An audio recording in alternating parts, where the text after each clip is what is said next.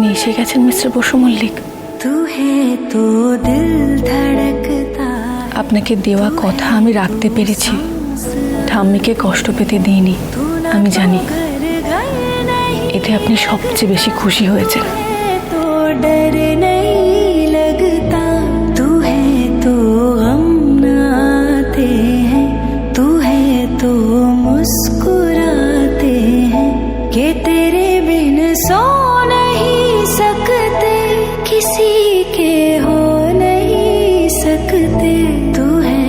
ঠাম্মি নিচে অপেক্ষা করছেন, চলুন।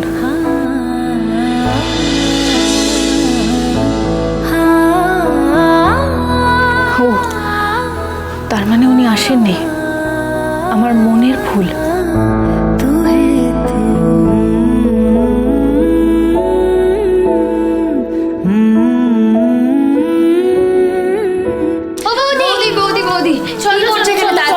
ঠাম্মি তোমার জন্য অপেক্ষা করছে, চলো। হ্যাঁ, চলো চলো চলো চলো তাড়াতাড়ি চলো।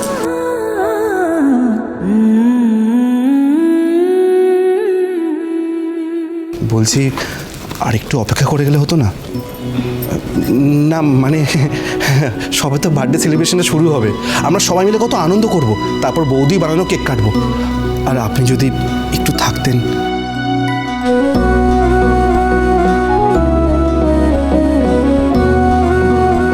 থাকার উপায় নেই, ওদিকে বাড়িতে সবাই আমার জন্য অপেক্ষা করছে। আজ আসি, পরে আবার দেখা হবে। কবে দেখা হবে?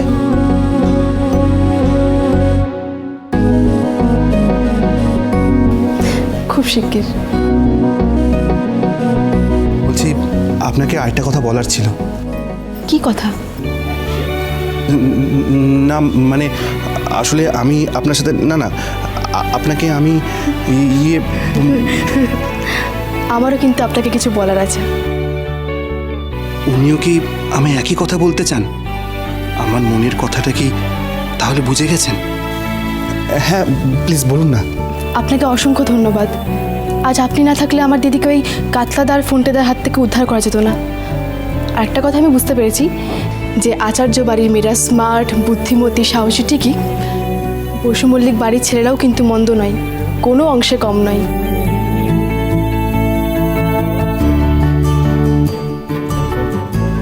আচার্য বাড়ির মেয়েরাও কিন্তু দ্য বেস্ট। আপনাকে আরেকটা কথা বলবো সমুদ্র। বলুন না। দিদির অতীতের কথাটা কি ওনাকে ভরসা করে জানাবো? আমি জানি এই বাড়ির আর কেউ দিদিকে না বুঝুক, উনি ঠিক বুঝবেন। কি হলো বলুন। ও কিছু না, এই কথাটা দিদি আপনাকে একদিন নিজেই ঠিক জানাবে। আর আমার বিশ্বাস সেদিন দিদির পাশে কেউ থাকুক না থাকুক, আপনি ঠিক থাকবেন। আমি বৌদির পাশে ছিলাম, আছি, আর থাকবো।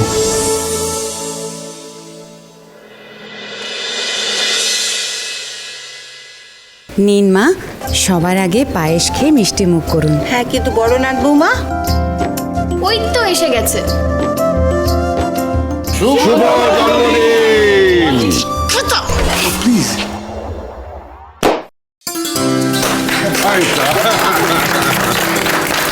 এইসব আবার কি? এই তো একদম ঠিক সময় দাদা ভাইয়ের ফোন চলে এসেছে। এই দেখো দাদা ভাই, ঠাম্মির জন্মদিনে সেলিব্রেশন হচ্ছে। আর এই যে বৌদিদি ঠাম্মির জন্য ভাপার সন্দেশ কেক বানিয়েছে। শুভ জন্মদিন। ঠিক এইভাবেই সুস্থ সবলভাবে তুমি আরো 100টা জন্মদিন কাটাও। এইরকম পরিবার আমার পাশে থাকলে আরো 100 বছর বাঁচতে আমার কোনো আপত্তি নেই। কিন্তু দাদু ভাই তুমি কত দূর? তোমার এরোপ্লেন নেমেছে? হ্যাঁ ঠাম্মি, আমি কিছুক্ষণের মধ্যেই চলে আসছি। এই একটু আগেই ফ্লাইট ল্যান্ড করলো কলকাতা এয়ারপোর্টে। ঠাম্মি এবার কেকটা কেটে ফেলো। হ্যাঁ মা, কেকটা কেটে ফেলো, নইলে দেখবে পুরোটাই ওই চিরকুটের পেটে ঢুকে গেছে। এই আমায় দেখ। দাদা ভাই তুইও বলে থাক, ঠাম্মি কেক কাটবে।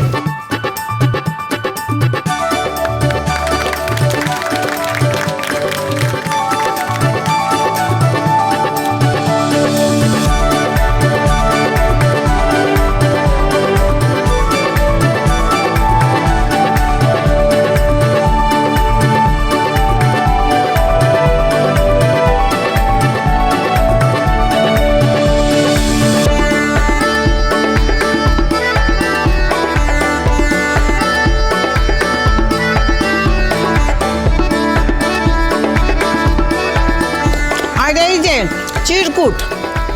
তাই নাও পুরোটা। এই জন্মদিনটা আমার আজীবন মনে থাকবে। তোমরা সবাই মিলে এত আয়োজন করেছো আমার জন্য, আমার যে কি আনন্দ হচ্ছে আমি কি বলবো।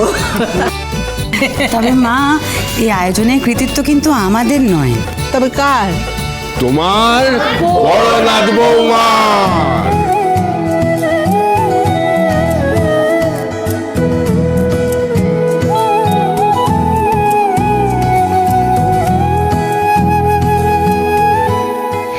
যতবারই দিদিভাইকে ফাঁসানোর চেষ্টা করি ততবারই দিদিভাই বেঁচে যায়। ঠাম্মির চোখে ছোট হচ্ছে আরো বেশি করে মহান হয়ে ওঠে। কিন্তু এখনো একটা দুরূপের দাস আমার কাছে আছে, দিদিভাইয়ের অতীত। আর ঠাম্মি যেদিন সেটা জানবে সেদিন এই সব আনন্দ মাটি হয়ে যাবে। আর ওই সোনার মুকুট আমার মাথায় উঠবে। আমি হব বসু মল্লিক বাড়ির একমাত্র যোগ্য বউ। দাদা ভাই, এতক্ষণ যার সাথে কথা বলে তো ছটফট করছিস, তাকে দিচ্ছি, দাঁড়া। সরো দেখি, সরো দেখি। এনে ওদি ধরো। আপনার আয়োজন পছন্দ হয়েছে তো? হ্যাঁ, পছন্দ হয়েছে। সুধা, আমি আপনাকে কিছু কথা বলতে চাই। কি বলার আছে বলুন।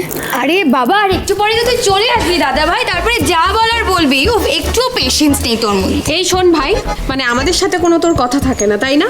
সারাক্ষণ খালি বউকে ফোন করা। আচ্ছা, তুই যে কলকাতায় পৌঁছেছিস, আমাদের একবার তো জানানোর প্রয়োজন মনে করেছিস? ফোনটা একবার দে তো। হ্যাঁ রে, ওই মিটিংয়ে কি কথাবার্তা হলো, সব কিছু ঠিক হলো কিনা তা বাবাকে জানানোর কোনো প্রয়োজন মনে করলি না? না না বাবা, সরি, ভুল হয়ে গেছে। আসলে ফ্লাইট ধরার তাড়া ছিল তো। মিটিং খুব ভালো করে হয়েছে, দারুণ হয়েছে। আমায় দিন। তুই কি রে তেজ? হ্যাঁ, তোর জন্য অপেক্ষা করে করে তো আমি তো কেকটাই কেটে ফেললাম। তাড়াতাড়ি আয় বাবা, রাতে খাবারটা সবাই একসঙ্গে খাবো তো। হ্যাঁ মা, কিছুক্ষণের মধ্যেই চলে আসছি। একটু সুধাকে একবার। ঠিক আছে, বুঝেছি। নাও, যার সঙ্গে কথা বলতে চাইছে তাকে ফোনটা দাও, যাও। এই শোন, তোর জন্য বৌমা এখানে চুপটি করে দাঁড়িয়ে আছে। এই দেখ, কথা বলো, ধরো। শিলা, বাটিটা নিয়ে যান। আপনি যেন কি বলছিলেন বলুন। সুধা, আপনাকে। আমি আপনার কথা কিছু শুনতে পাচ্ছি না, আপনার কথাটা কেটে যাচ্ছে। সুধা, বলতে চাচ্ছি। আমি কিচ্ছু শুনতে পাচ্ছি না। আচ্ছা, আপনি আসুন, তারপর কথা বলবো। এখন রাখছি, কেমন? সুধা। আচ্ছা মা, এই যে রাধা এত সুন্দর সব ব্যবস্থা করলো, আমাদের ভালো মন্দ খাওয়ালো, হ্যাঁ, বীরাঙ্গনা হয়ে একেবারে গুন্ডা দমন করে এলো, এত যেই আনন্দ, তো ওর তো একটা পুরস্কার প্রাপ্য। ঠিক বলেছো বর্দা, ওর অবশ্যই একটা পুরস্কার প্রাপ্য, তবে ও রাধা নয়, সুধা। ওই একই। তাহলে আর কি, ওই বীরাঙ্গনা বৌমাকে হালকা করে সোনার পদক বানিয়ে দাও এবার। না, তা তো দেবই, পুরস্কার তোকে আমায় দিতেই হবে। এসো, তুমি এখানে এসো।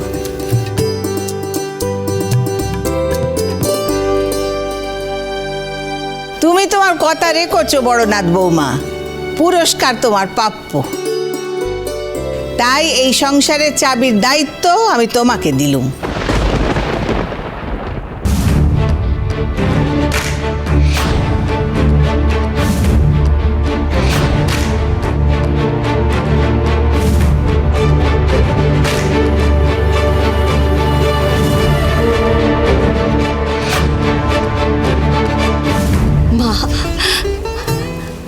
আপনি সত্যি সত্যি খুব ভালো সিদ্ধান্ত নিয়েছেন।